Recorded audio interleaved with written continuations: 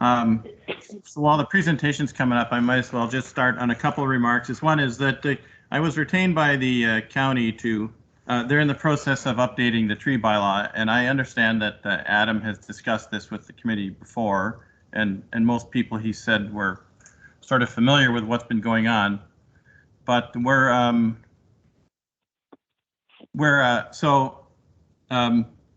been a bunch of different discussions, and they just wanted a different set of eyes to look at it and advise them on developing the new version of it. And I've gone through the bylaw quite a number of times lately, and part of the important thing was to discuss this with the agricultural community to see, try and make it work better or improve things with the agricultural community. And part of that is discussing it with this committee. So I'm hoping that either members of this committee will have suggestions for people for other ways to get feedback from the community. But anyway, so you go ahead with the next slide there, and if you want to, you can click. I don't know what you have to click to get the sidebar off, but it doesn't matter. That's fine. So next slide. So I wanted to go over the objectives of the bylaw, its principal components, review the draft. Well, this is what I've been doing: reviewing draft changes from the bylaw, and look at the effects on agricultural and the agricultural community, and then specific consideration for the ag community, and then have some discussions with members and so to help with the review.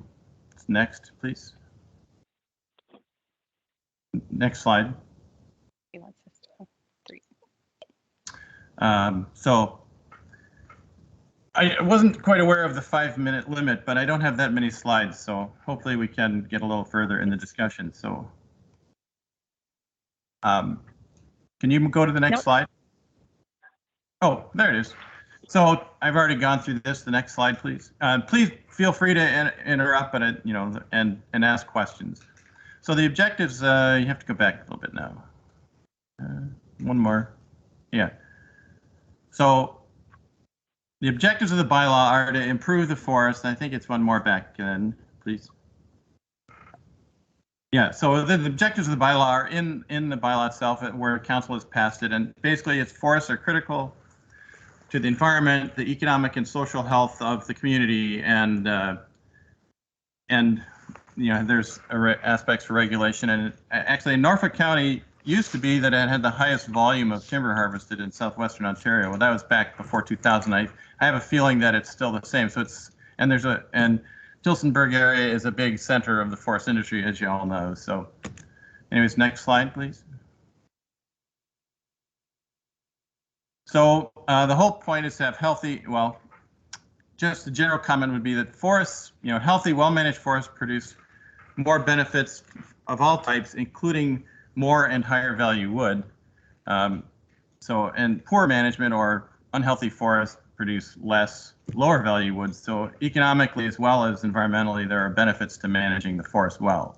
So continue, next slide. So both are critical aspects of Norfolk and the rural economy. So I'm going to discuss the bylaw effects on the communities and have discussions. So go ahead, please, next slide. Next slide, please. So the bylaw has, the first section is definitions, then there's what it applies to, exemptions from the bylaw, what it says you can't do, and then the permitting process. And so you can go to the next slide, please. So in the definitions, important ones are woodland definitions. So what area that the bylaw applies to. So there's a definition of the woodland that's defined in the municipal act that's related to tree density, and there are some other definitions that are included. Other areas can include significant woodlands, natural heritage areas, provincial of significant wetlands. There are considerations for normal farm practices. Registered professional foresters are mentioned a number of times in the bylaw. I'm one of those as well. And about doing prescriptions for harvesting using good forestry practices, and certified tree markers to mark the forests according to those prescriptions for harvest. There's own use, so that landowners can cut a certain amount of wood per year for their own use, as long as it doesn't reduce the area of a woodland or it's counter to good forestry practices. And there's some special considerations for plantations, conifer plantations. Next slide, please. Exemptions there's statutory exemptions such as for hydro, government-owned land like county forests, conservation authority forests, surveyors, and a whole series of those. And planning and building permit issues are one of those exemptions. There's statutory exemptions that are in all of these bylaws. The own use exemption, and then there's an exemption in there for edge trees less than 15 years old. That means that, you know, as the bush is there and there's a field next to it, and if it's not cultivated very close to the bush, then over time there can be brush and small trees accumulate out into the field. So there's an exemption for clearing those trees that are less than 15 years old around field edges as they're encroaching on the field. Go ahead, next, please. Okay. Next slide. Okay.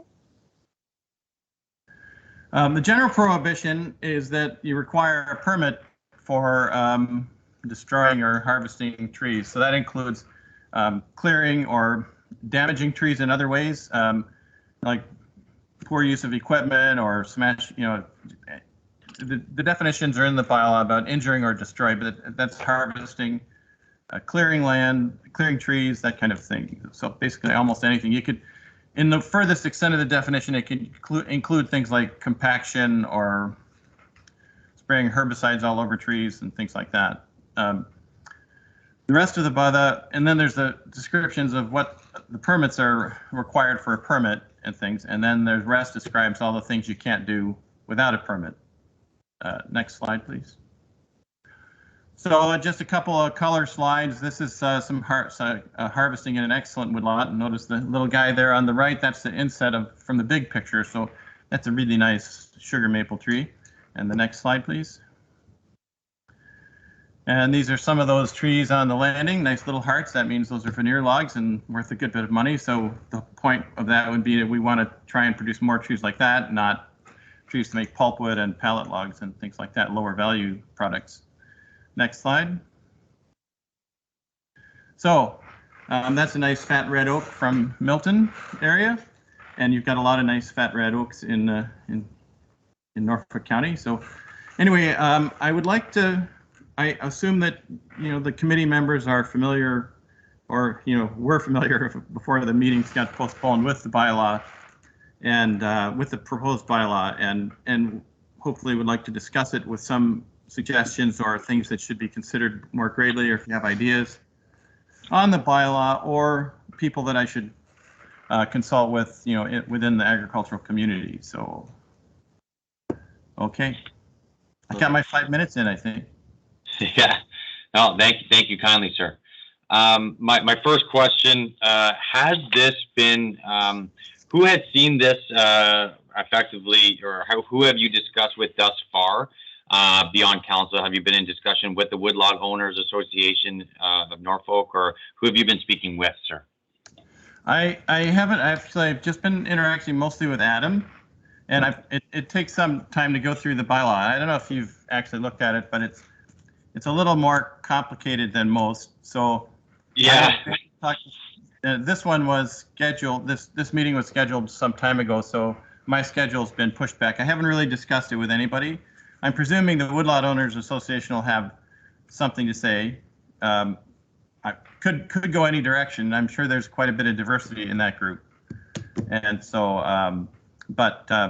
Anyway, the agricultural community is very important to the county and in general, because farmers own agricultural community own and rely on a lot of woodlands for their income, and the county has the responsibility to make sure they're healthy and all that. Yes, sir. Okay. So I haven't answered the question. Oh, no worries. I want to get that as a premise just to see, okay, because that might answer some questions, but Ann, please. I'm the chairman of the local Woodlot Association, so I get how it works. I just haven't reached out to them yet. No, that's fair. That's fair. Well, yeah, I guess I kind of had two questions. One was, you were retained to interact with the agricultural community, and I guess we kind of answered that. Like, so you haven't engaged with the Woodlot Association, or what about we've got Townsend Lumber in the county, right? Well, I was retained to review the bylaw. I guess I'm confused on the sorry. process. Sorry to interrupt. and I don't know if this comes back to the counselors on the line or what, like what, there was public input until April, right? And then our last meeting, we discussed that we were going to hire someone to review the bylaw, and then it's kind of been in limbo since then. I don't think I'm 100% clear on what is the process.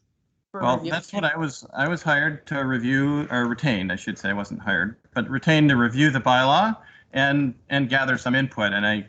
And one of the most important areas to gather input from was from the agricultural community. This is how it was expressed to me.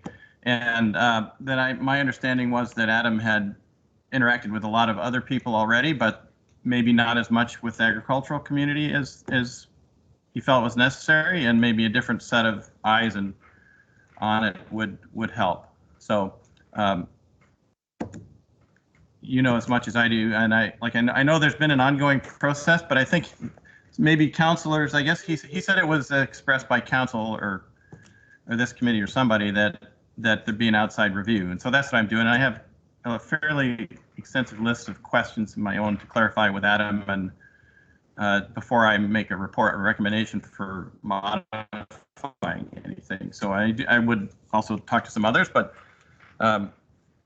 like I said, I think they've had extensive communications already with the Woodlot Association, but I'll figure that out and get back to you on it. But like I said, specifically, he was concerned about relations, making sure the agricultural community was, had their input. So yeah, I'm still confused by the process in which there was written comments given to that people were to write in by April 30th, I believe was the date, with their written comments, and many of the ag community did write in, but none of those comments have been made public. So are you reviewing those comments too, or? Yes. Yes, I am.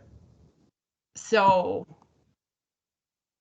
okay. I think I just need clarification on what the process is. Well, there's the draft bylaw. There's a draft that's been sort of looked at, and I've had there's some other one that's sort of, I assume, is additional input because it's changes to the draft that I've been looking at.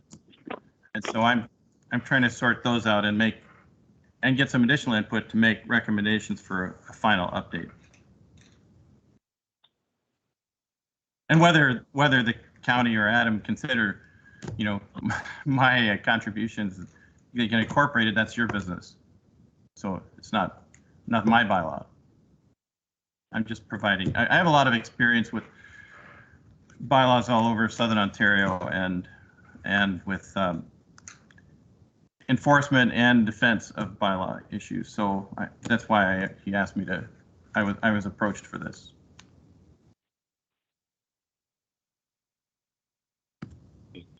If I could, Councillor Columbus and Councillor Vandrishi. Thank you, Dusty. Yes, and council did ask for an independent third-party review. That's why Mr. Williams was hired.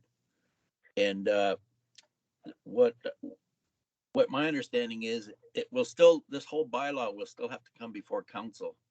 So I would think that there would still be an opportunity if hopefully Mr. Williams did take into consideration comments made by Townsend Lumber and woodlot owners and all those other organizations, because we did receive several letters about this back several months ago. So I would hope that he did look at those concerns that were presented to us. But in the end, this whole item has to go before council for approval. So if anyone still has concerns after we hear what's in here and accept it as an ag advisory board, then I would think that Adam Biddle will be putting a report together for council to consider. My question, Mr. Chairman, is see here. I forgot what it was. You'll have to come back to me. Thank you. Yes, sir. Councillor Vandrishi. Well, thank you. My question and through you, Mr. Chair, Peter, the actual bylaw, I have never seen the bylaw, but you did refer to the fact that it seemed a little more complex than the norm or whatever the term you use. Did you see that, reading the bylaw that was presented by Adam or whoever put the bylaw together, is there a way of making it more simple and realistic for the general public to be able to understand?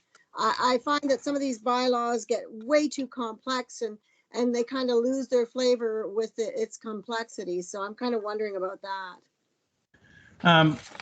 Actually, that's one of my main recommendations in it, is to try and make it more easier, make it easier to understand and clarify. I know the genetics of the existing bylaw is that there were huge enforcement problems in Norfolk region for a long time, before it was a county, and there's a lot of back and forth. In the previous the previous bylaw was made very specific because there are a lot of legal problems with trying to enforce it, and so they made it very specific. You have to do A, B, C, D, E. Whereas that's the only county I know of that has that level of detail in how you do things. So I think it was a way to try and get the whole forest harvesting thing under control. But now I think it's a different world now, and I had trouble figuring out some of the parts of it, and I've looked at 20 of these bylaws, because I have to deal with them from a forestry consulting point of view. Right. So, and it was hard for me, and if it's hard for me, it's going to be hard for everybody. Absolutely. It's going to be, as I am a farmer and I have woodlots, and my husband and I, we have farms. So we want something very simple, and we'll abide by the rules, and most farmers will abide by the rules. I think my perspective is to bring it as simple and as easy as it can be. You've got to understand it's one of the engines in this area for our moving forward. We need this for our economy. We also need Townsend. We also need the lumber yards, and people need jobs. So we have to make something that's correct and law abiding. I agree, but simple as well. So that's what I'm looking for. But I want to make sure that you touch base with everybody that this affects, not just the farmers, but also the spin-off effect, because Townsend Lumber is one of the larger employers as well in the area. So we have to make sure that we're doing the right job, but making sure that you talk to those people as well. So I'm hoping that you have an opportunity to speak with them. Thank you. I think that's a good point. I haven't talked to industry, and I will be reviewing all those letters and discussing them. I work with Townsend Lumber owns Kitchener Forest Products, which is one of the mills I deal with up here. And no, it's clear that it's a huge thing. Unfortunately, in Norfolk, there's been a few mills that have closed, back when the economy collapsed from 2007, and things like Hanson Lumber and a couple others. But it's still a huge part of the county, bigger than most other counties in Southern Ontario. So I agree entirely. So. Yeah, because what I'll follow up on that regarding ag, and if the board has seen the draft bylaw, Mr. Biddle joined us in our last meeting, and going pretty much line by line over it with the board. And I know there was a lot of information taken back at that meeting, because Anita Buhner, who is the vice chair, also sits on the Norfolk Tree Lot Owners board, and they have a subgroup as well that Anita and her husband are a part of. So I know Adam took a lot of information from the board on that day. So that was huge for the board to go over. I know that was it was a couple hours for sure of going through it. So that was a good exercise. Councillor Columbus. Yes, thank you, Mr. Chair. I just remembered my question here, and it's about the word destruction and destroying of trees.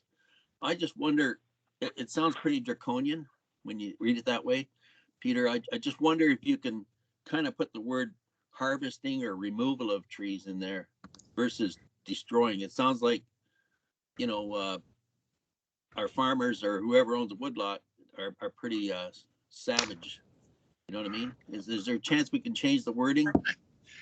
Well, some of that wording is because of the Municipal Act.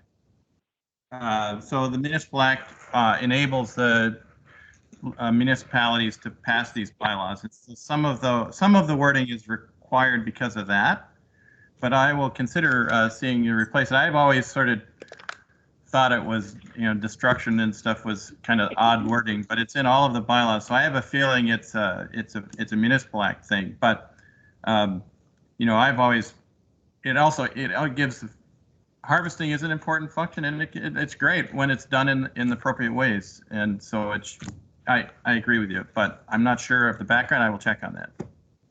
Well, maybe Norfolk can take a lead role and maybe change the wording throughout the whole Ontario on this, so it looks better in context.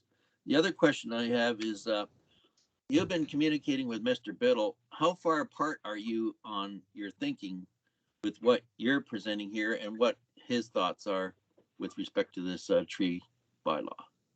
I don't think we're tremendously far apart, but like I said, I had there's some functional parts of the bylaw that I had suggested that be changed, maybe reduced in complexity and things like that. And and he's thought about that. We haven't discussed it since the last meeting was scheduled, so I don't remember exactly. But I think from my interpretation is that they were sort of he'd spent a lot of time doing what he'd done already, and so was thinking about it. But I have a feeling he's going to agree in the long run, just because it's too confusing.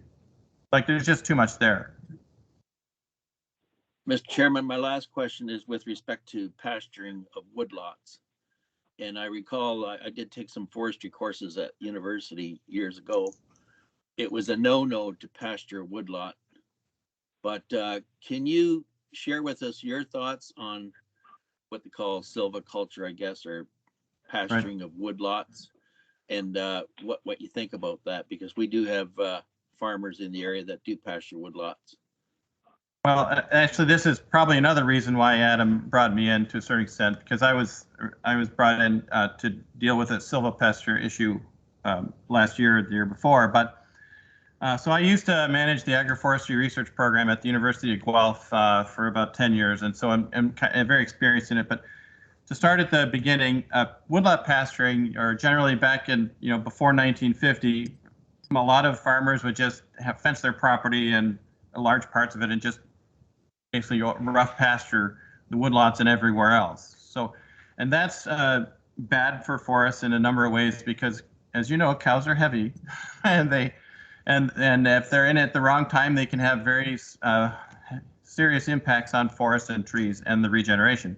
So then, after the World War II and the 50s or whatever, they went more to systems where pastures and confinement systems where the cows and livestock weren't basically open, rough pastured for the whole property. So anyway, historically, that's been something that the forestry community has tried to discourage, because it's really bad for the forests in a lot of respects.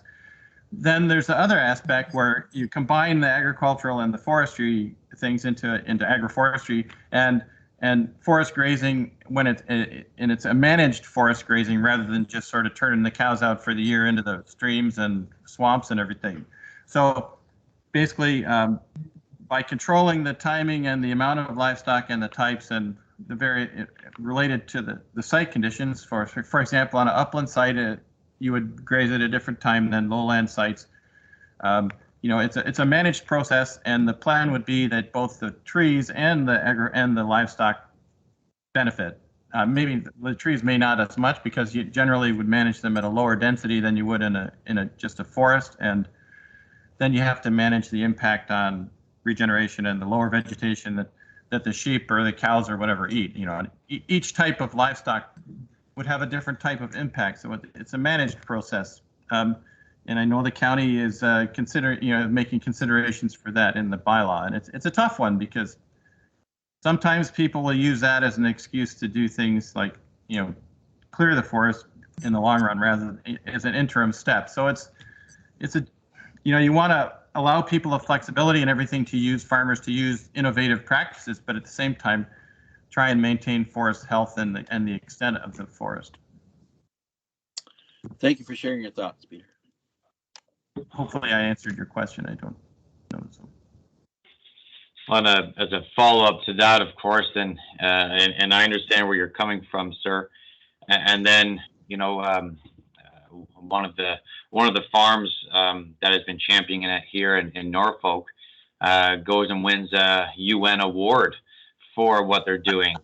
So then you see that, and it's being broadcast across the entire world over here in Norfolk.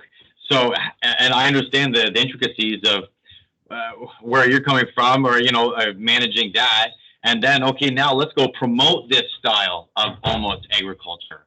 So it's a complicated web that I understand. Well, and I was brought in to sort of review that process and sort of maybe try and referee it to a certain extent. And my input was basically what I said, is that it has to be a managed process. You don't just go whack down a bunch of trees and throw a bunch of sheep in, and and then for seasons you have to consider all the drainage and of the soils, the type of site, and when is the best time to move them in and out. And by and large, like, they had a process underway, and I'm not sure about a UN award, but I think it's a good thing to try to implement these practices, appropriately. But there were some issues I had with the way they were doing it, but that's another story. But and I'm not sure what's happened since then. I believe Adam and the owner proponents have come to some understanding of what's acceptable. So I haven't been involved since then, though. Anne, I see your hand up. Wasn't, but it could be. I mean, I just don't like what I'm hearing. I'm sorry. I'm hearing that we've retained a consultant that's been brought in before for enforcement issues, hired by the acting person for Norfolk that does enforcement in tree woodlots. I'm not sure what we're going to get out of this in the end in terms of what bylaw is going to be written. And I don't have a lot of confidence in the process. I don't see anything in this bylaw that says anything about normal farm practices. I would like to see the bylaw spell some things out, because I'm very worried as a farmer that it will be left up to interpretation. And all I hear about all the time is enforcement, enforcement, enforcement. And if we have enforcement people writing our bylaw, that is a concern for me. Mm-hmm. Well, in our scale of business, actually, bylaw enforcement issues are probably about 5%, and timber sale management is 50% or something like that. So it's not like that's all I do is walk around with a badge or something, which I don't have. But I did point out that there wasn't enough in it on the normal farm practices. I know the county's been involved with the normal farm practices board before, and but there should be some clarification of what is in it for normal farm practice. There's a definition. It's in there as it should be considered as an exemption, but doesn't clarify what aspects of it. It doesn't mean just because there's other municipalities and that define it, and they say that it does not include clearing land to enlarge existing operations. So these things need to be clarified so that a farmer or somebody can understand what they should or shouldn't be doing without a permit. And it's been supported by the Farm Practices Board in most cases that I've seen, all of them that I've seen, that the permitting process through the bylaw is appropriate for, like, clearing forest areas. Is an appropriate addressing of the provincial policies. That's my understanding. But it's not clear. It's not clear in the bylaw. So your average person doesn't know that. So they should need to make it a little bit more clear. That's my opinion. If I may, I see Councillor Columbus and Hayden up right now, but if I may, how often are you seeing someone going to the full extent and clear cutting? How often are you seeing the most extreme of extremes of issues occurring? Because I'm just trying to understand how complicated and thick this bylaw is. like how much are we trying to control the few that go to the extreme that we're trying to deter from doing these activities? In general, like the harvesting aspects of the bylaw, Norfolk probably has a few more issues than many other regions does. Because of the importance of harvesting to the community. The loggers or mills and loggers understand sort of the process from a harvesting point of view. Almost probably of the cases that get litigated, I'd probably say 80 or 90% are related to clearing for development of one sort or another, whether it's for a house or a subdivision. I call it pre-development clearing. So somebody may want to.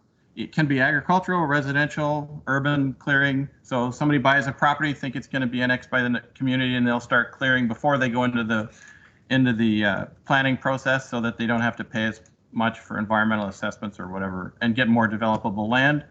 Agriculture is a different approach, because agricultural land is more valuable and people want to increase production, and sort of look to the forest to increase their area, and it also can increase the real estate value. So most of the litigated offenses for the bylaw would be related to clearing of some sort, and then because you can bring in excavators, and it's an evidentiary issue.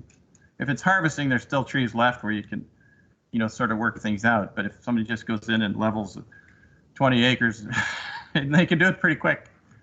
That's what gets litigated usually. Fair. Okay. Thank you, Mr. Dooney. Yeah, thanks, Dusty. I just wanted to reaffirm here and just say thank you to Anne for her comments. I 100% agree with them. I'm a little disappointed, Peter, to go as far as saying disparaging comments against our farmers who are trying really hard in this silver pasture operation, which is very unique to Norfolk County, very unique to Canada, and used elsewhere in the world, and obviously has been highly recognized in the EU. So from that perspective, and also just to touch on the comment there that Anne made, I understand, Peter, that you've been used for bylaw enforcement as well as, and now you're looking in a consultancy position here to work with agriculture and the current forester. That is concerning for myself as well. So just to reaffirm there what Anne's saying, I think she's brought up some very valuable points. One thing that I look at with the current bylaw is the level of complication there. I think one thing that I'm hearing consistently here is we need to get to a system where we can't make up the rules along the way, and it needs to be clear and very easy validated on both sides, so that there's not a lot of exception there, but it's spelled out very simply so that people can understand it. I think what we've got at the moment is a policy or a bylaw that the rules can be made up along the way to some extent, and I think that's frustrating both for Adam Biddle, or the forester, and also for the stakeholders in the industry who have woodlots. So I wanted to give my comments. So thank you. I have to apologize. I don't mean to be disparaging. It's just that I think they were about the agroforestry, and I've been a big promoter of agroforestry over the years. It's just that it should be done in a way that makes sure that it's appropriate for both farming and the forest communities that it handles. But in this particular case, when I looked at it, there was some in the startup of it. There were some problems, but I'm a big supporter of it. I don't have a problem as long as it's done in a reasonable way. One comment that keeps coming up from our April meeting, and again, continually with this draft, is item 10, enforcement. Of course, we're living in a COVID world, and 10 points 10.1 through 5 are all about can enter at any reasonable time, enter and inspect any land to determine whether this bylaw, an order, or a condition is complied with. A lot of farms now are regulated heavily through food safety. I don't need to tell you that all, even pre-COVID, all attendees or people that visit the farm need to be documented, and potentially now even pre-screened. That part continually irks me. It's already, now you can show up. Whether we need to look at that being, there needs, like, even for our impromptu food safety audit. We have a food safety audit every year for the different crops. And throughout the year, there will be a surprise visit. But even the surprise visit by the Canadian Food Inspection Agency gives you 24 to 48 hours pre-warning.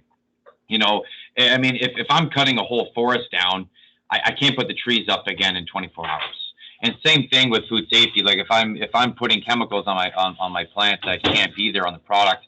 The chemicals treatment still going to be on.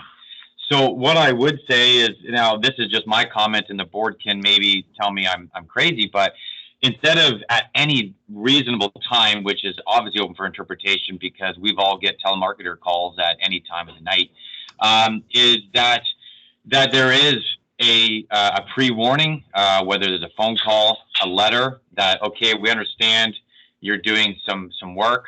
We will be coming for a site visit this week. Right, giving a reasonable time is actually making it a reasonable time frame. Is that something that is like, that's just at least one comment that I see, just so that, in the middle of harvest and suddenly I got county up there and like, okay, what do I got? I need to now shift my entire thinking to dealing with that. I think that wording is common with a lot of municipal bylaws about noise or whatever, and that's under the supporting legislation. It would be a good, whoever's investigating should be discussing it with the landowners before they visit, but there are issues where, you can burn a giant pile of trees within 24 hours, for example. It's a policy thing with the region, and whether that wording would be specifically in the bylaw or it would be instructions to the, Adam or whoever's enforcing the bylaw that they should phone when they're and let people know they're going to be there rather than just turn up at the door. So I imagine, I'm not a lawyer. I'm sure there's arguments either way, and I would prefer to have a call to know that somebody's going to come and want to look at my property before they do.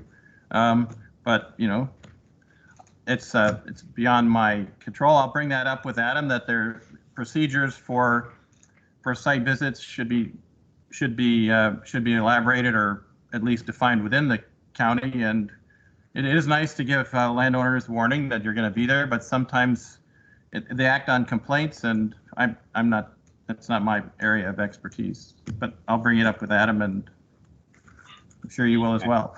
All right, Anne? Yeah, just as a follow-up to that, like an example would be in the past, if the neighbor calls and complains, right? Then the bylaw gets contacted, and then the bylaw officer comes out on the property, doesn't notify you, writes an entire report, and then you get to see this report.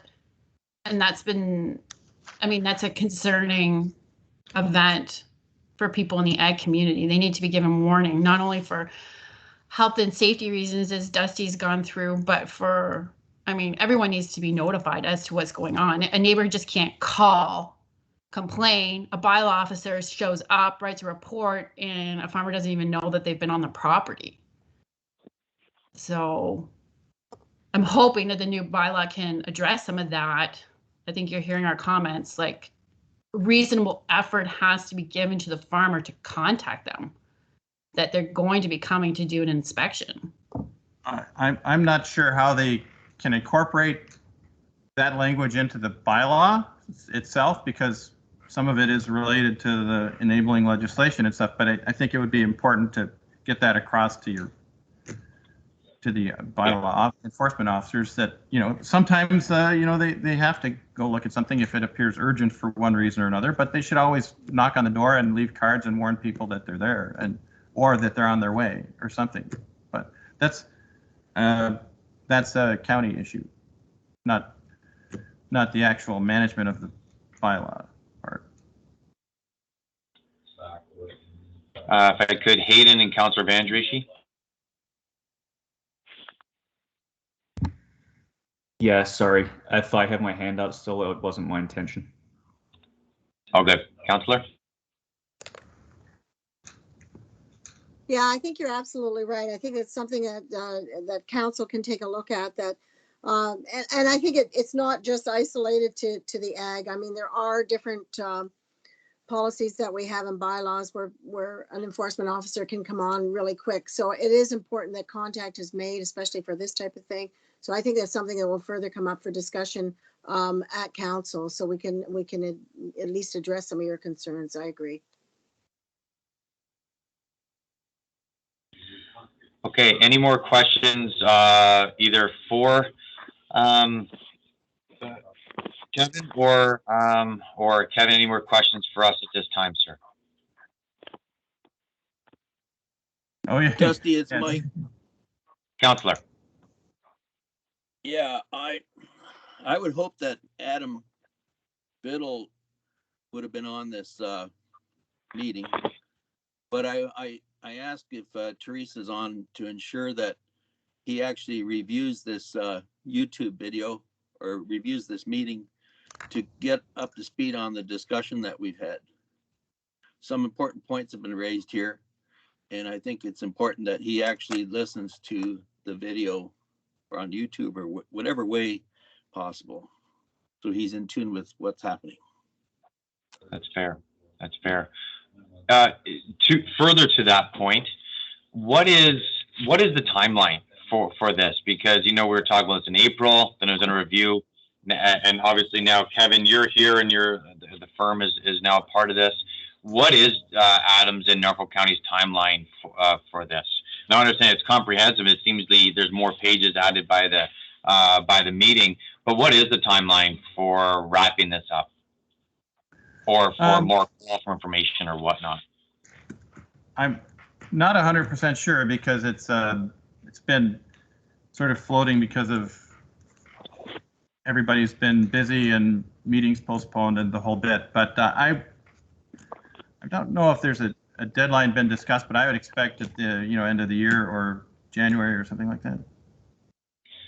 Because correct me if I'm assuming right now that the trees are starting to harden up, which you're coming into harvesting season, which probably ends March before the stop, and they start getting soft and turn into mush when you cut. So is there any urgency from the groups per se that are either harvesting or farm owners that are trying to reclaim some bushland and whatnot to try to understand this bylaw? Well, normally this one wouldn't be in effect until it was passed by council, which is probably not the speediest process.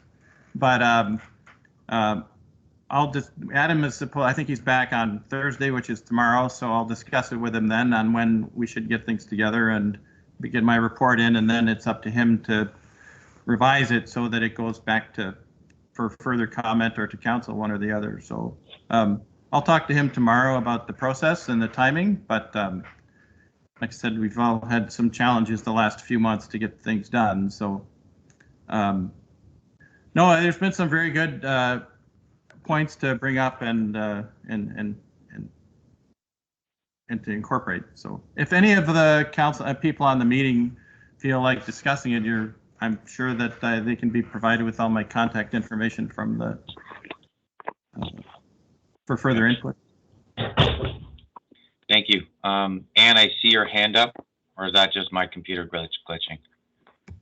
Oh, or maybe Anne can't figure out how to put it down. All good. No. Any more comments from the board or questions? Councillor Vandrishi? Yeah, just one last comment to you, Peter. Less is more. If we could keep it as simple and maybe look at other neighboring bylaws to try to bring into something that is simple, clear, coherent, that we understand as not only just farmers and councillors, that it's the simple language that is what we need. It will be very, very important to get it through council. Thank you. Thank you very much. I agree. So we'll see what we can do. Great. Okay. Well, thank you kindly for your time. We look forward to hearing some information from Adam, from Mr. Biddle. As you're speaking with him, feel free for him to reach out to either help the process, call for more questions or whatnot, as we're getting back in the saddle to move this forward, or make sure that, like you said, that the voices are heard from all the different stakeholders.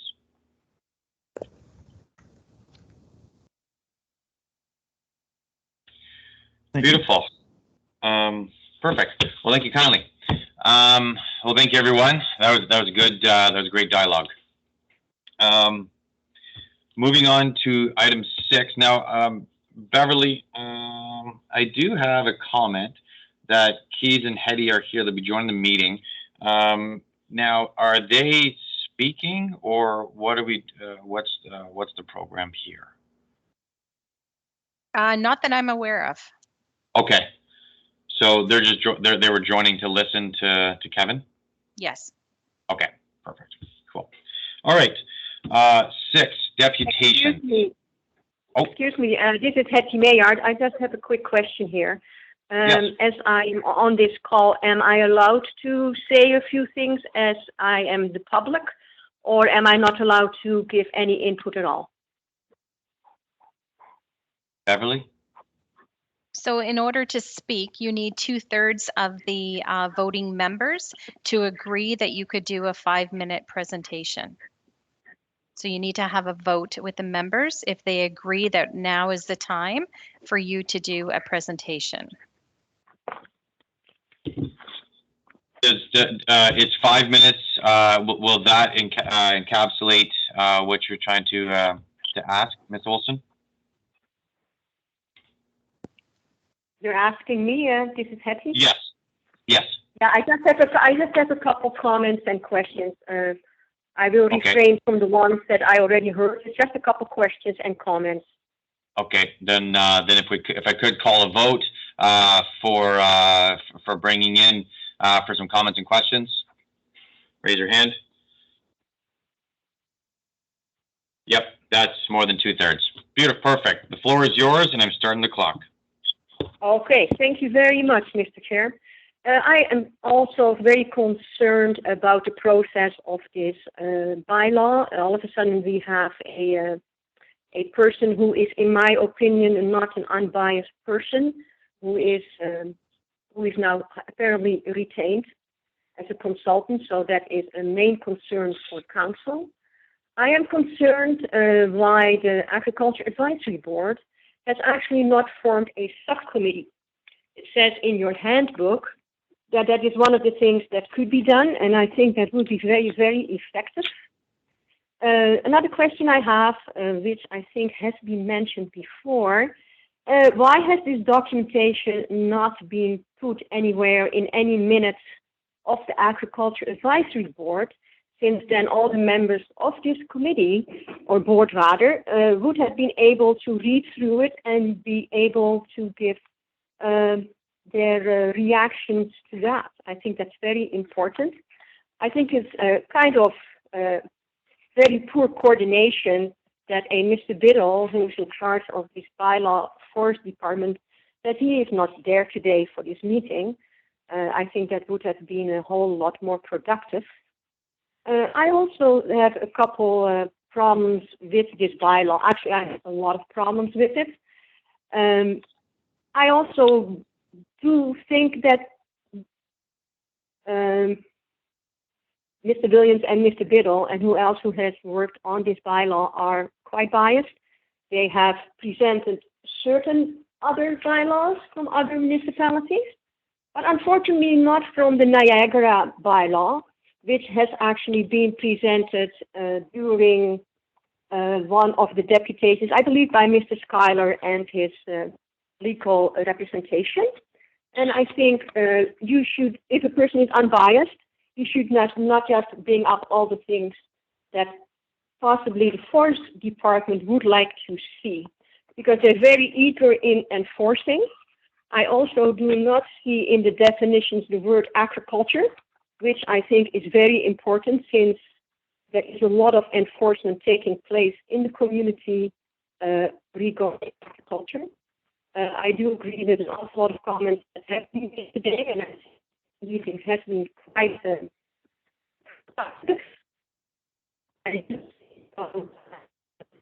would that somebody who is biased as a person actually as being hired. I think that would be more in my mind. We're losing your connection. Oh, can you hear me now? Yeah, that's better. If you can stay there. Oh, okay, sure. So anyhow, I also would think it's very advisable to have all the Agricultural Advisory Board meetings and agendas put on the website. I just earlier on in this week found out that there was going to be a meeting. I think that should not be put on the agenda kind of last minute. It doesn't matter that a meeting was canceled on September 22nd, but then it automatically, by whoever is in charge, should put it right away on for the next date, which was mentioned actually in the agenda before. So I think all these things maybe are small things for some people, but I think it's very big for the public, because just the fact that I'm the only one here now on this call shows that I think that many people are not aware of this meeting. And I think if we want to be democratic and get the public involved, then there should be made big efforts that this actually will be done. And that's about all I have to say. Well, thank you for that. Thank you for your comments. On your first three comments, the one being the subcommittee, I will, well, for everyone listening and for yourself, that we are unpaid volunteers that seemingly harvest 12 months a year. Even finding time for one committee, let alone a subcommittee, is impossible or close to impossible as it is. What I would say is going through last year, there are many opportunities for committees or groups to form outside that are unsanctioned through Norfolk County. Of course, there are like the woodlot owners that are recognized by the county and the council, right down to OFA and whatnot that are not part of the county, but do have direct access, more or less, for deputations and for setting up information. I understand, but honestly, time is incredibly difficult to come by, which leads to the second point, the agenda.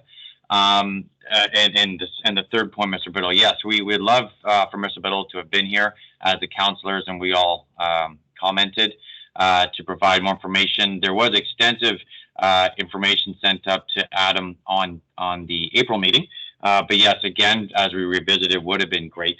But in terms of the agenda and the meetings, September, you know, we're just there was both a transition with staff, and also just trying to set up these meetings. It is no fault of anyone, believe me.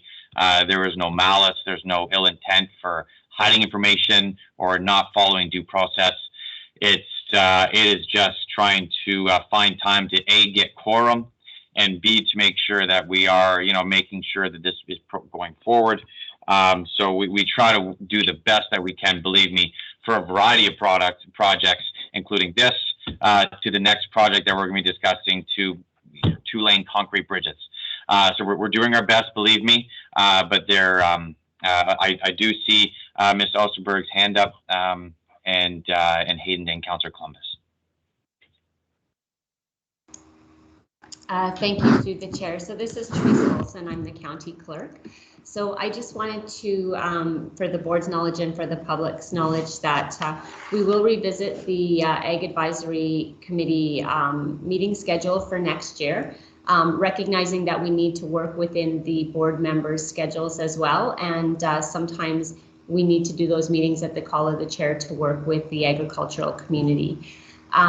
We also wanted to acknowledge that through COVID, we have gone to virtual meetings just in light of the health crisis.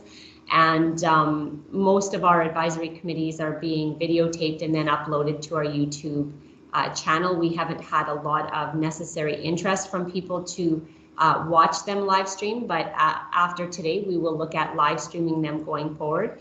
The other thing I wanted to mention was advisory committees are very similar to council meetings in that there is a process in order for the public to participate.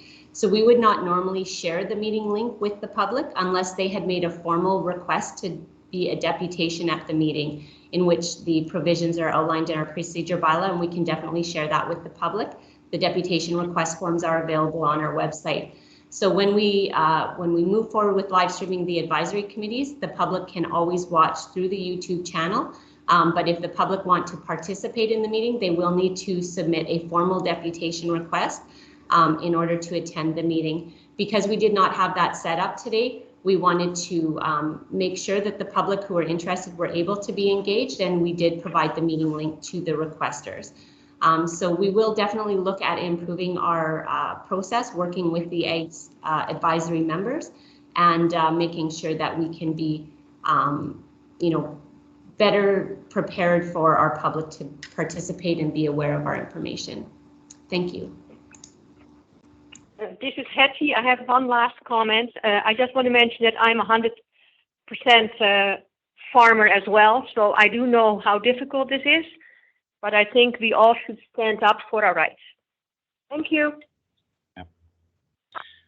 Councillor Columbus and Hayden. Yes, I just received a text from the General Manager of Operations. He is aware that the forestry bylaw is coming before the Ag Advisory Board, and he tells me that it is likely February when this will be coming to full council for consideration. Okay, thank you for that update. Thank you. Mr. Dooney. Yeah, as far as a subcommittee, the comments around that, I just wanted to acknowledge Dusty, yourself, and Anita. I think spent quite a bit of your own personal time going over this and spending time meeting with the Norfolk Woodlots Association. I just wanted to say thank you, because a lot of the times that goes unacknowledged. And as a unpaid volunteer, I just wanted to make sure that you understand that when you decided to go away and look after that on behalf of the board with Anita, that it is appreciated that you took the time, and it wasn't something that we had to engage in. So thank you. My pleasure. Thank you. Thank you for that, Hayden. Ms. Ramirez. Yes, I was just wondering if maybe, is there any way we can make a motion? Like, I'm just listening to all these comments and listening to Hetty and then the gentleman that was on before. Like, most of the community was supposed to write in and submit comments on the tree bylaw, but it's not posted anywhere that I can find. I'm not sure what Mr. Biddle, like, how has he gone through the information, or if he's created a report from the information. So I don't know if there's opportunity for our board here to make a motion that these comments are consolidated somehow and made public. So then, I mean, forming a subcommittee might just be doing work that's already been done, right? Gathering information that people have already submitted in. Yeah. So a motion for, okay, just to understand, either disclosure of the comments or we want to ensure like a report is created out of the comments, Anne? Either or, just something where those comments are made public or a report is generated, so that I just feel like these comments have gone to some silo that only Mr. Biddle is reviewing, right? Fair. Absolutely. Councillors, I'm going to deflect to you. Is it, how would you see this playing out? Because I agree, just for, what Ms. Olson said about, democratic process and ensuring that the information is going there, but also being received properly.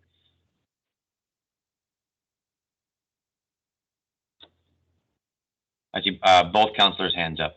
Or Ms. Van Driesche? Yes, thank you. I should adhere to Mike first. I think I'll let him speak first. But I would like to make sure that these things are captured. So I'll let Mike go ahead first, Mike. Okay, thanks, Linda. Well, first of all, there are minutes being taken of this meeting. I don't know to what detail those minutes will show what the discussion took place, but there is these, hopefully this has all been videoed and will go on YouTube. I see Beverly shaking her head yes, and maybe that's the way that the public can get a better handle on what's happening here at the Ag Advisory Board meeting and the concerns put forward.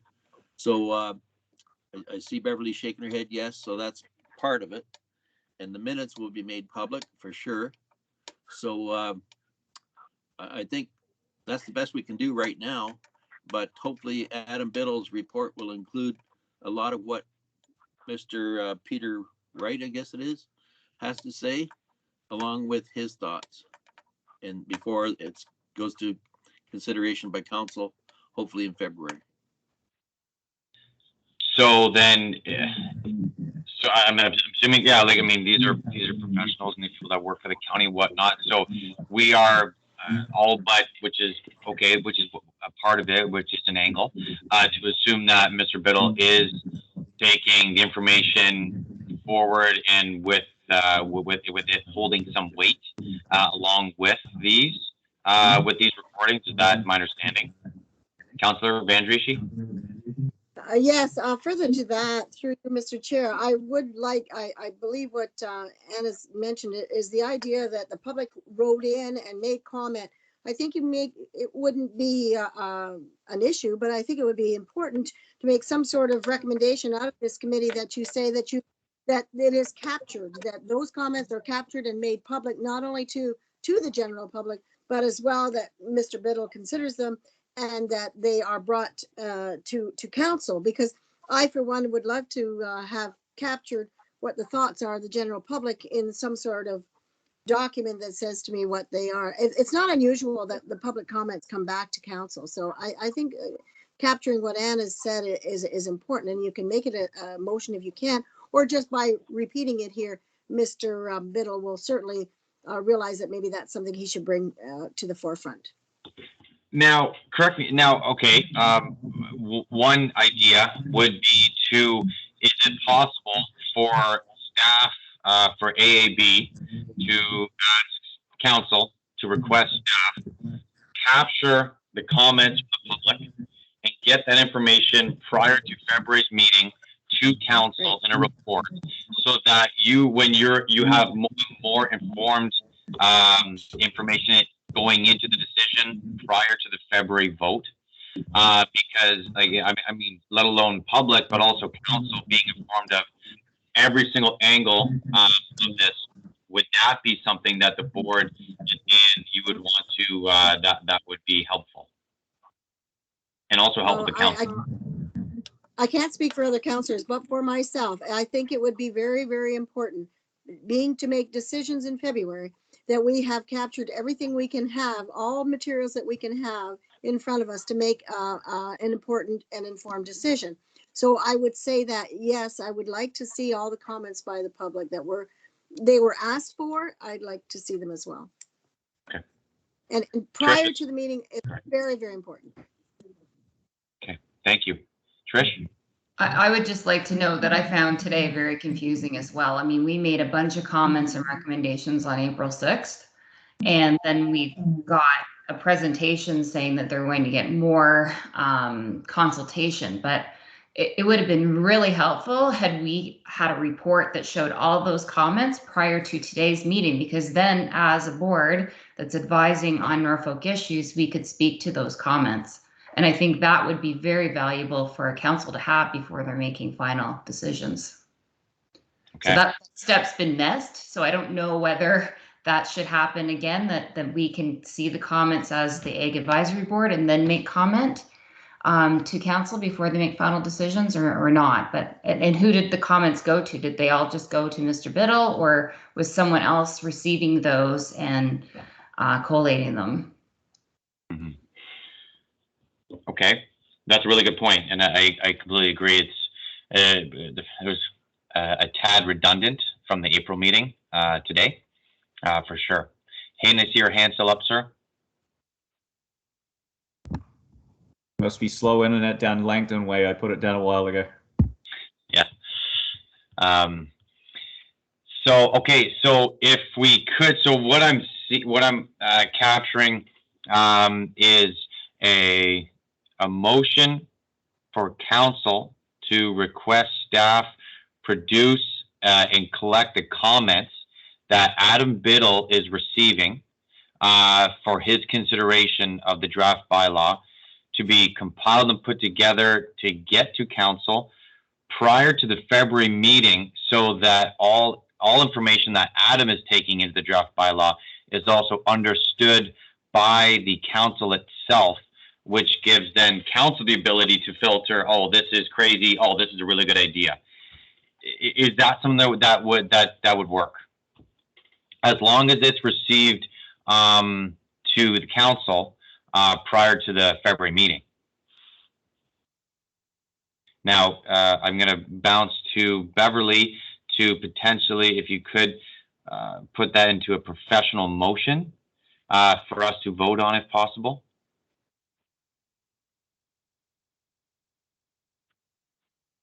Okay, so to the chair, you would like a motion to have all of these comments collated into a report and presented to council prior to the passing of any bylaw, correct?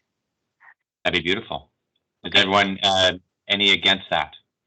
Or anything we'd like to add to that?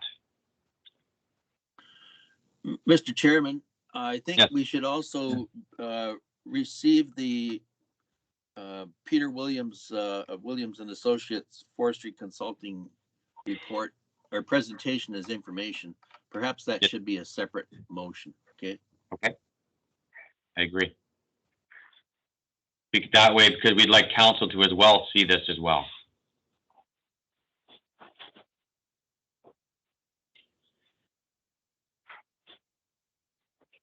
Okay.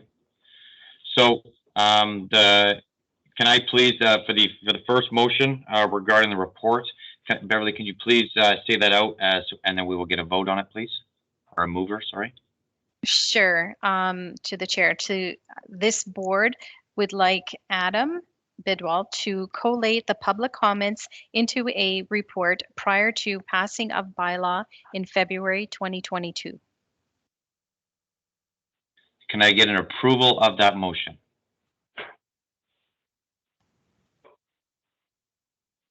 Okay. Now, so that's approved. Now I will ask for a mover of that motion. Ann? Perfect. And a seconder? Put me on it, Dusty. Okay. Thank you. Perfect. Now the we should vote on that, Mr. Chair. We should vote on that. Okay, so now we vote. Now we voted. We approved the motion. Now we have to vote for what? Well, you've got a mover and a seconder. Yep. So we should have called the vote. Okay. Call the vote. Just ask who's all in favor. Okay, who's all in favor? Say aye. Yep. Okay. Thank you.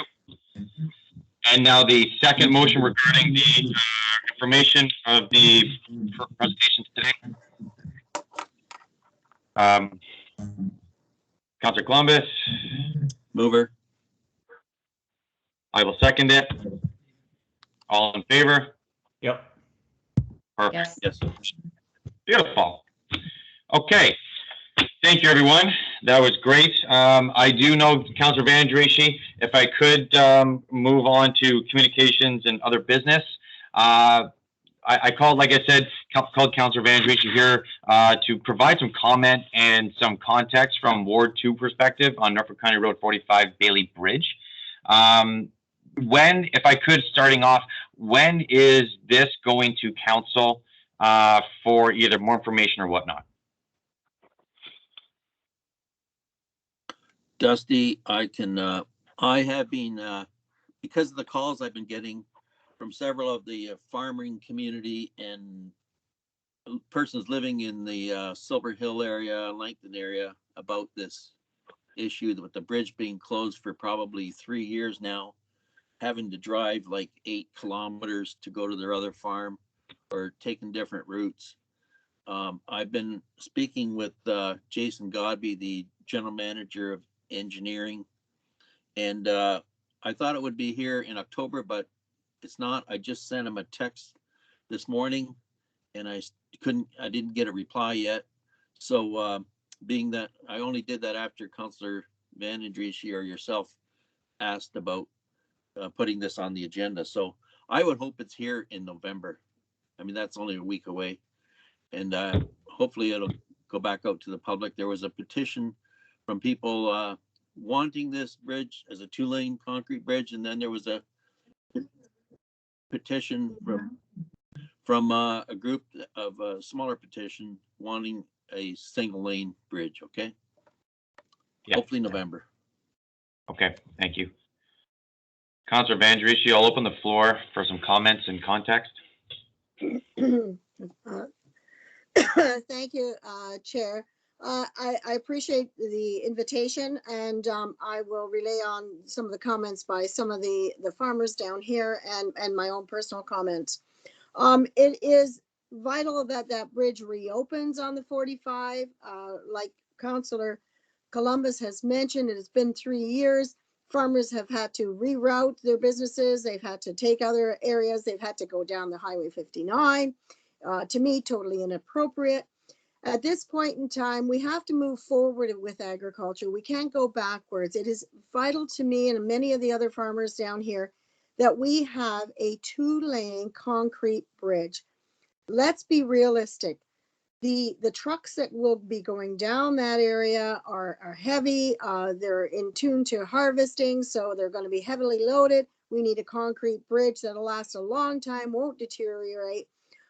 We need 2 lanes because of the size of equipment. I'm not even talking about a combine with a header. I'm talking about just a plain old combine or a big tractor, these large tractors that take place today with equipment that they're drawing behind it. We need a 2-lane bridge, and it should be made out of concrete. I recognize those people thinking that it's a quaint little wooden bridge, but you know, time moves forward. Farmers bring us our food, and we better start taking that very seriously. Farmers need to be able to draw their large equipment, and it's important for them. And the thought around here is definitely a 2-lane concrete bridge. Thank you. Thank you kindly, Councillor. Councillor Columbus. Just received a text back from Mr. Godby. He tells me that the target is December of this year for it to come to council for consideration. Okay. Okay, thank you. Well, I couldn't agree more. I completely agree on the aspect of the concrete for the sake of deterioration, rust, and whatnot. We have talked about this extensively as a board. The members of the public can go back to any of the last 2 or 3 years worth of YouTube videos and or minutes and see that it has been coming up nonstop. How it's juggled back between a 1-lane with wide shoulders, 2 lanes, to accommodate and using, you know, of course, accommodating modern agriculture. To move forward, if it in fact is December, which is great to hear. Thank you, Councillor Columbus. What is it a motion that you would like right now that we will support that we can put forward for the board to consider right now? Yeah, I would like. Okay.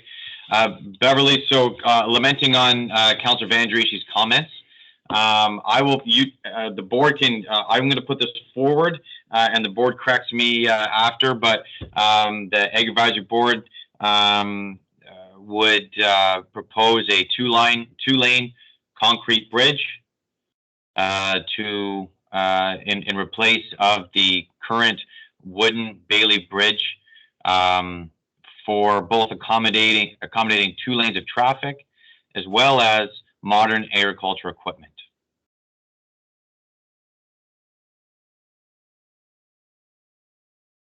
And it was beacon down to us repeatedly in the year 2020 that of course there's new engineering and whatnot, but it's time to move forward and not accept as, well, we've engineered it twice and we need to fix the road. Well, then let's do so to get this open. Is there any additions to what I put forward in that current motion from the board? Hayden, I see your hand up, sir. Yeah, Dusty, just a comment here. Just want to make sure that it's not moving away from what our original mandate was or request was on this. So we've gone flip-flopped here a couple of times, and I know it's created some controversy at council as well, some of the decision between a 2-lane and a 1-lane. And I don't think to the Ag Advisory Board that it really matters whether it's a 2-lane or a 1-lane, but just that it accommodated all of today's agricultural common commercial agricultural equipment to be able to have a bridge that was wide enough to be able to accommodate that. That was what I believe our original motions were and what we've passed along the way here. And it's like to go to the 2-lane phase now, it seems like we're stepping away from that. So just I wanted to make sure that that was clear. Yep. Ann? Yeah, just another quick comment too. We've talked a lot about the width of the bridge, but a big factor is the weight of the bridge, right? That the bridge needs to be engineered to take at least a semi-load of grain over or fertilizer, which would be 50 plus metric ton. So it's just, I don't know if that can be encapsulated in the motion too. Yeah, that's fair. Councillor Columbus. Yes, just to make note that the previous Norfolk County Council actually approved the design and engineering of a 2-lane concrete bridge. There was a $120,000 already spent in designing and engineering a 2-lane concrete bridge. So a lot of that money would be wasted if we went to something different, which is taxpayers' money. For sure. So are we now, for sake of liability, I'm sure there's gonna be an engineer saying the mud moves or something, whatever. Are we able to revisit that engineering plan for the reuse versus having to spend more money if we go back to a 2-lane bridge? Now, I'm not an engineer, but is that something that either if we go forward with a 2-lane bridge, because I remember taking that bridge all the way for high school on the bus, going across the Braley Bridge. So, they're also beyond tractors and B trains. There's also buses and tour buses that would like to use that road as well to explore the west side of Norfolk. Would Norfolk County be able to revisit those engineering plans for the sake of saving money? For sure. I believe that the plans as it was designed and engineered still stand good today. They were designed by a qualified engineering firm, locally one. Okay. Hayden, I do understand and respect that yes, there was discussion and there was trying to get a 1-lane bridge with wide shoulders. I believe it was a 17-foot wide bridge with 3-foot shoulders on either side. If we can have a pre-engineered or already spent money on a 2-lane bridge, I would prefer to go there personally. Now you can vote against it if any of the board would like to go that way. But if we have engineered for a 2-lane bridge, I would like to propose my motion there, but up for debate.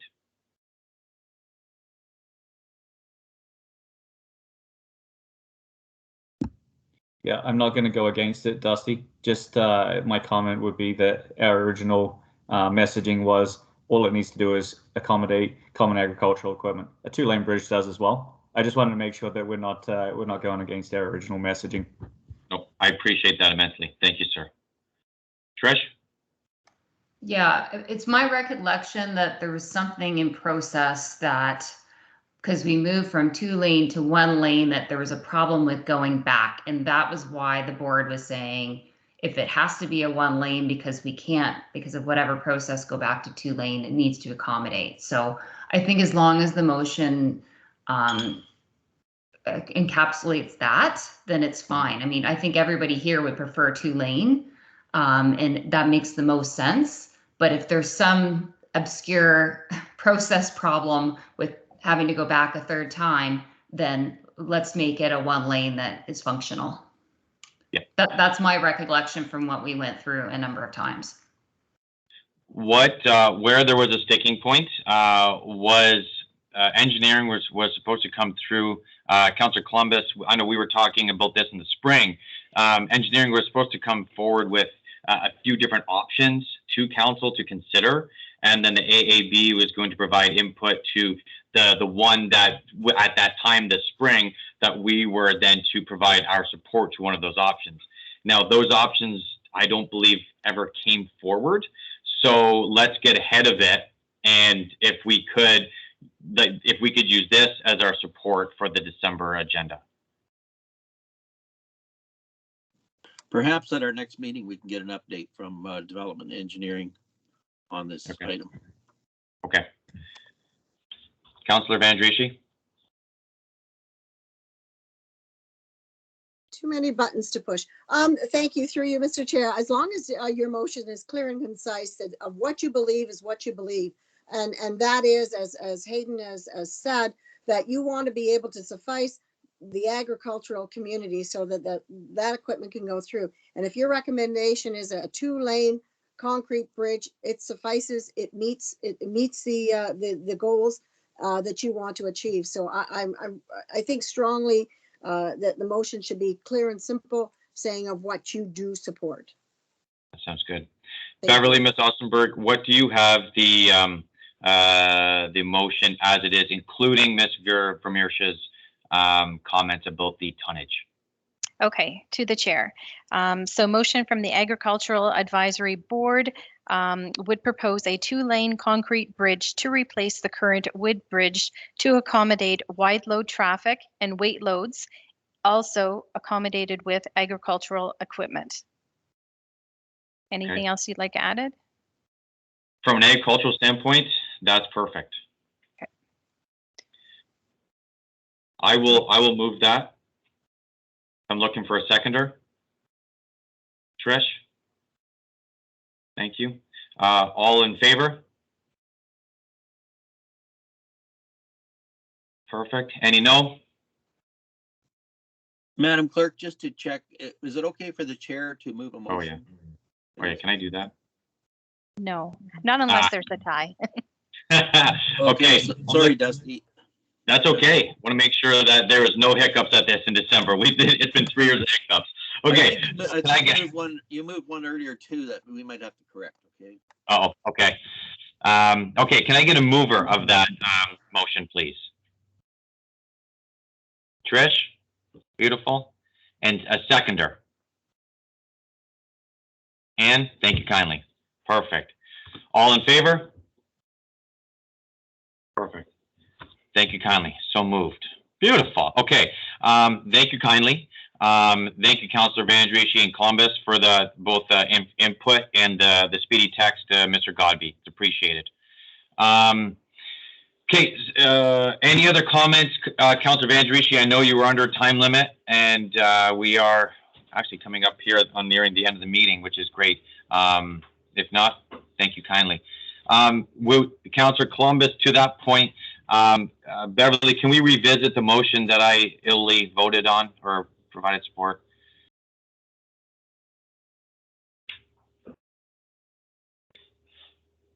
Okay, that would be the motion, Peter Williams' presentation to be filed as information. It was moved by Councillor Columbus.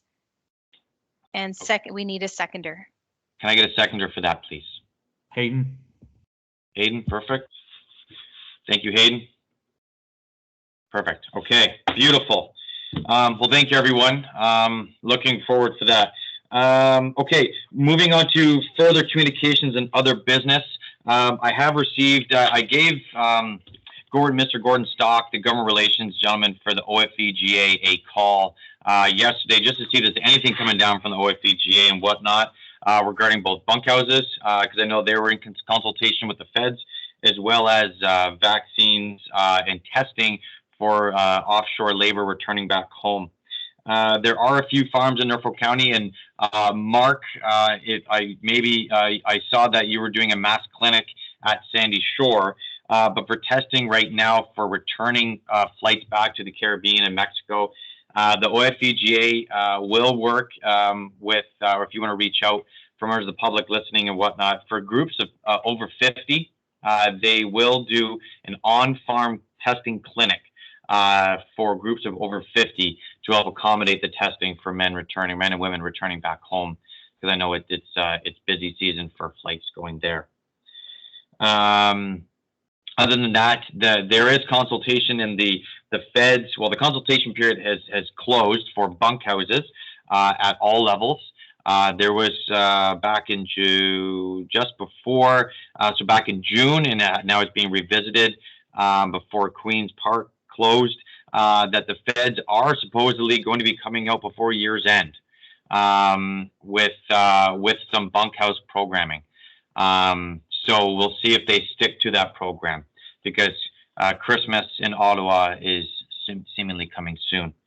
That's the communications that I have from other groups. If anyone else has anything else to offer. I think it would be good if we get the our new medical officer of health online at some point. And obviously the Fed rules are good, but if our rules are higher, then we have to follow them. So it would be really good to get our new medical officer of health online and maybe present and give his opinions in conjunction with when these Fed rules come out. I agree. That's a really good point, Mark. I can reach out. Or if we could just put it on the minutes that Dusty will reach out to the new medical officer of health, the interim medical officer of health, for our November meeting. Beautiful. Any other comments? Thank you, Mark. Seeing none. Moving on to our next meeting, I believe it is scheduled for which day, Beverly? I know I kept canceling and... To the chair, November 24th. November 24th, beautiful. Okay.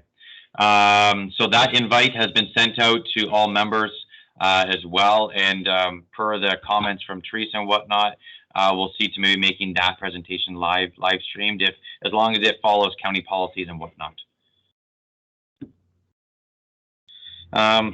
Perfect. Any other comments before adjournment? Beautiful. Thank you kindly. Could I get a motion? Oh, can I get a motion for adjournment? Or sorry, Councilor Van Dries, was that your hand for a comment or just for adjournment? Just to thank you, and if I can be an observer again, I would like to. I appreciated the invitation. Thank you. Thank you for being here. It's appreciated. Motion for adjournment? Trish? Perfect. And seconded by Councilor Columbus. Beautiful. Thank you, everyone. Stay dry. It's going to be sunny supposedly tomorrow, so take advantage of that. And we will see you all soon. Have a great day. Thank you, everyone.